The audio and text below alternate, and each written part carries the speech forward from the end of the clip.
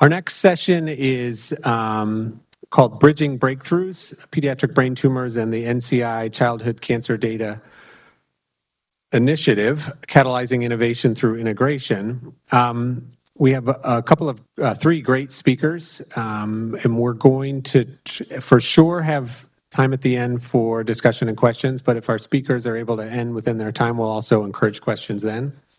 Our first speaker is Walter Kibbe from NCI, who is one of the earliest supporters of CBTN from the NCI perspective. We're excited to have him here, and he'll start off the session. Thank you very much. It's great to be here. It's so exciting to have been here for the morning to hear all the things that you all are doing. The science that's going on is truly amazing, and that's actually what, of course, NCI is here to support. Make sure you're able to do the great science you need to do. And so, just to orient you, I'm going to talk a little bit about the use of data in cancer research. Of course, you all know that, so I will go quickly through that part. Talk about AI in cancer research, which I was thinking maybe I need to skip that too, because you all know how to use AI in cancer research.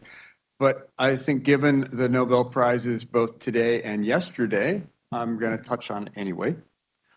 And then, of course, I'll talk about the Childhood Cancer Data Initiative, which I'm very excited about. And CBTN has been such a great partner for data in cancer research. I think you all know this, but it's worth, I think, just putting out as a framework. You know, we have all these different data types that we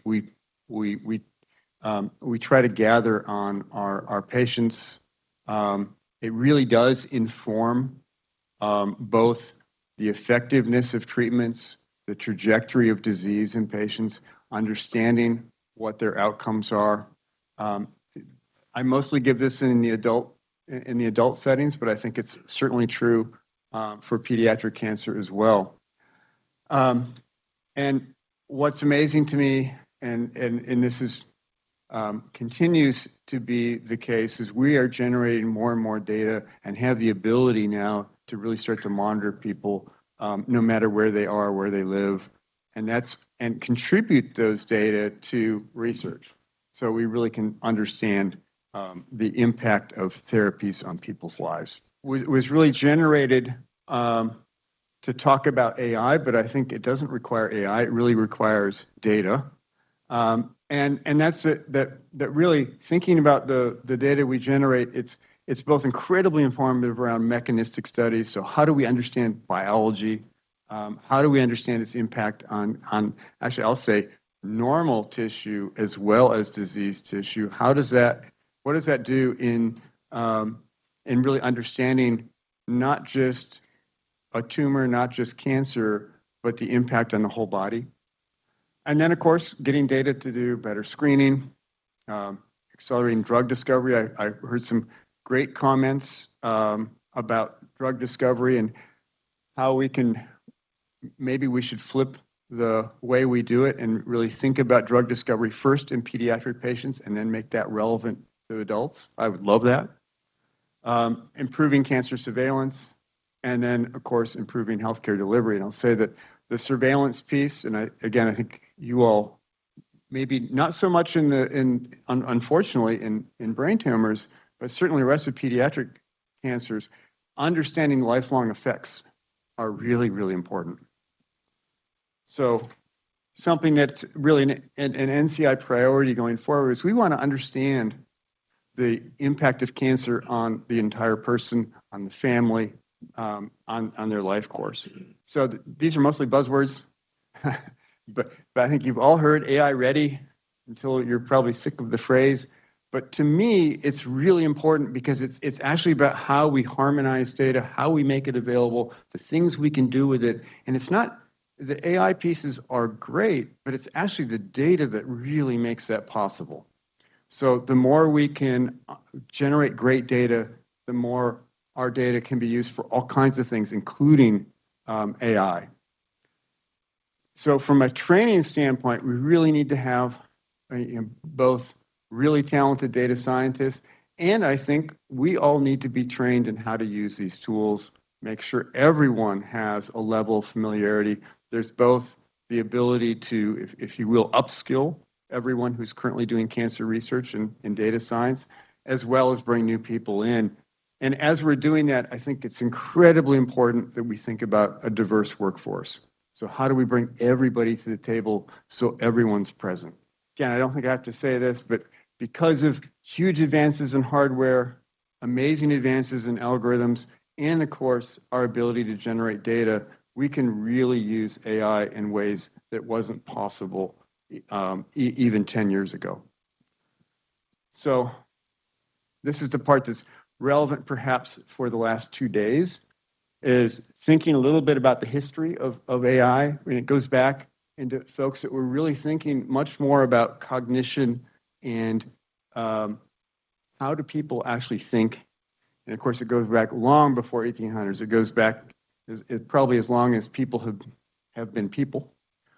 But back in the 60s, at the beginning of the digital revolution, people started to put mathematical frameworks down for how you think about AI and data. I'm going to say in the 80s, back when I was training, I had the opportunity to take 3 courses from John Hopfield, which is why it's relevant to me. And if you have been watching the news, Hopfield and Hinton got the Nobel Prize yesterday for their work in AI. So I will say back when I took classes from Hopfield, what we could do were really just toys. We could take a number of inputs and we could turn a light on. What we can do today is obviously much more than that. Amazing. So 2018, I guess I'm in a AWS building, so I shouldn't say this, but I'll say researchers at Google released the BERT models that really started a whole new way of thinking about AI. And then, of course, we released large language models just 2 years ago, which is kind of amazing to think how those things have just permeated everything we do in 2 years. So if anybody has used tools like Notebook LM, they're just amazing, and the tools just keep coming out every day. Phrase that seems very real to me is AI vertigo, where you just can't keep up with it. It's wonderful, actually.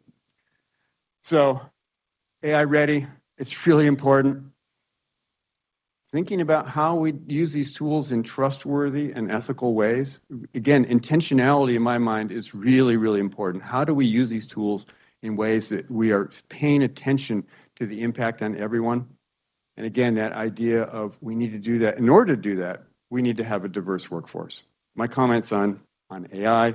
So this is really about trying to leverage all of the wonderful investment that's being made in AI by all kinds of people, and make sure that we really are integrating them into cancer research. So the Childhood Cancer Data Initiative. So I'm going to talk a little bit about it. I'm going to introduce something called the Molecular Characterization Initiative, and then Sarah Leary is going to take over. And she'll talk in a lot more detail about the Molecular Characterization Initiative, which is a really important part of CCDI, and I see again the lack of AI tools to integrate this is clearly a problem.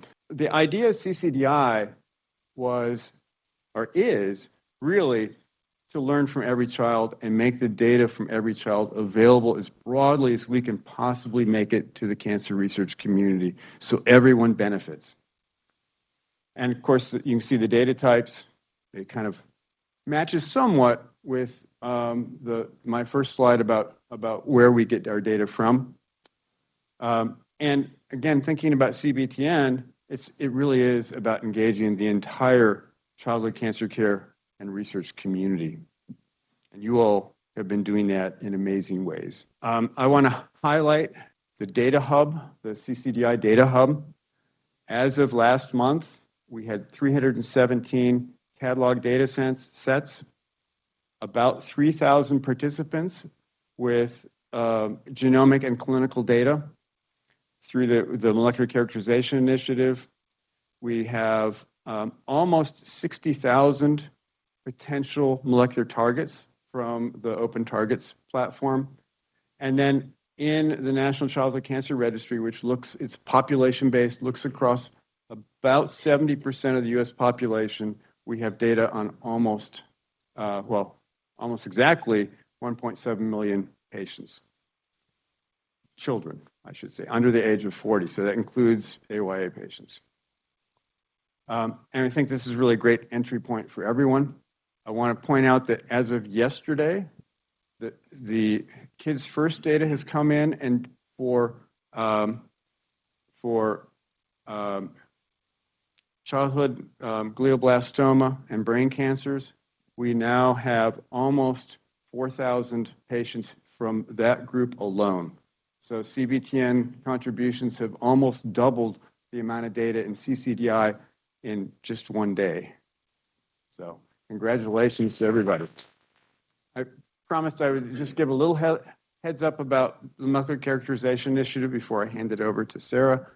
So the driver, and I think Sarah's going to say the same thing, it really was to try to have a consistent way of doing molecular characterization for all kids and make that available to the diagnoses we think are most likely to benefit from that.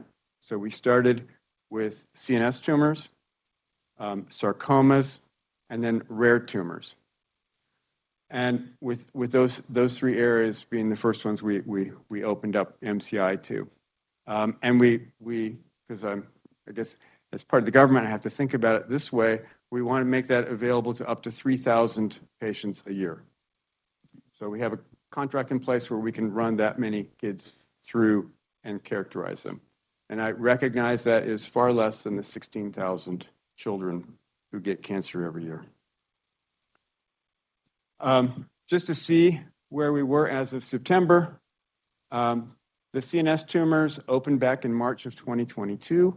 And again, I think thanks to the work of everybody in this room, we have more than 3,000 patients that have been run through MCI that have CNS tumors.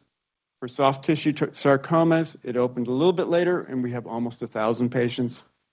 Rare tumors opened in September of 2022, and we have about 400 patients that have been characterized that way. I'll say one of the interesting things with rare tumors is we see about 40% of those kids have germline mutations, which is way higher than anyone was anticipating. And then neuroblastoma, we opened that earlier this year, and we have about 170 children have been run through the molecular characterization initiative. So what I didn't say, but I meant to, is one of the points to the MCI is to generate evidence to see, in fact, for a given cancer area, do we have evidence that, in fact, we should be doing this routinely? So that's one of the questions we really had. Should we be able to actually tell our payers that this is a good investment? Please do it for all our children. So with that, I am going to turn it over to Dr. Leary. And if you want to sign up for CCDI updates, please use that QR code. And thank you all very much.